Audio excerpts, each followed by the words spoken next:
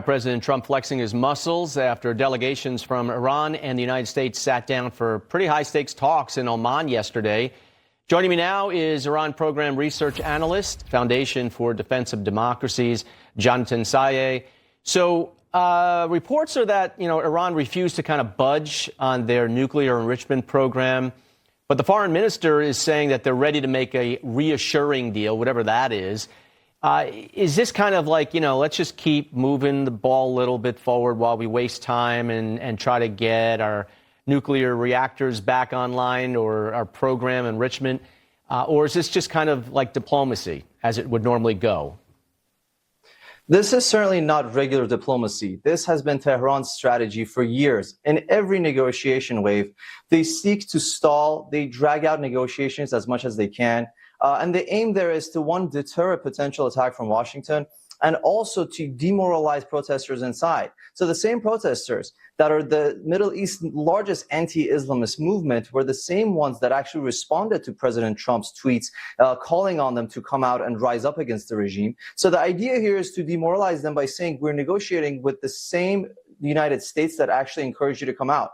But ultimately, the question is not really a matter of if, it's mostly a matter of when it comes to a military strike. And the real debate is whether it would go beyond military apparatus and nuclear file, or whether it would actually enable Iran's protest movement to thrive and overthrow this regime. So apparently, Trump would prefer to make a deal, right? But he's not ruling out military action. The U.S. has what President Trump calls an armada of warships in the area. But you got countries like Saudi Arabia, Qatar, they're calling for de-escalation through dialogue. So what do you think happens here? What's next? So when we say Washington prefers a deal, we don't want to go back to the 2015 Obama deal that effectively enabled this regime to continue to enrich uranium and got sanctions relief for it. When we talk about a deal in this context, we want to, of course, pursue zero enrichment and put a limit on the regime's ballistic missile ranges. That said, the time for diplomacy has shifted now. You're talking about a regime that has massacred tens of thousands, effectively crossing President Trump's red line. So whether this is a time to actually pursue a deal with the Islamic Republic, that it's at its most fragile, that remains to be seen, especially because Tehran does not provide concessions. That said, our allies in the region, particularly Qatar and Turkey, these nations that are Muslim Brotherhood backed, do not have the same interest as the United States and Israel, even though technically they're our allies.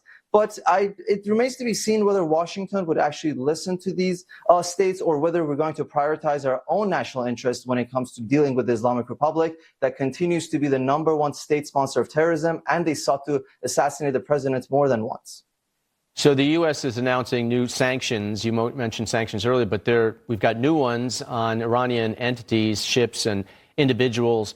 And they announced this only an hour after the talks concluded. So the State Department says Iran is using oil revenue to fund terror and repress its own people.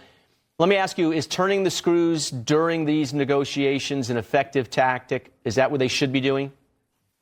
They certainly should be. And this approach from Washington is really mostly a reaction to how the Islamic Republic has initiated hostilities during negotiations. They launched the drone at our fleet in the Persian Gulf. They continue to threaten U.S. outposts and, of course, U.S. embassies in the region. So this was mostly a reactionary measure against the Islamic Republic's hostilities, again, showing that Tehran has never negotiated in good faith.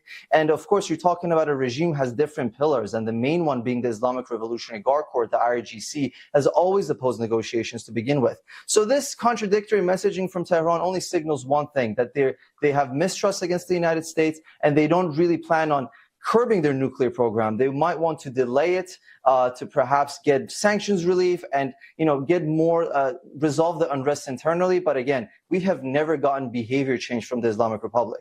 Yeah, not sure we will, at least with this group in there, right?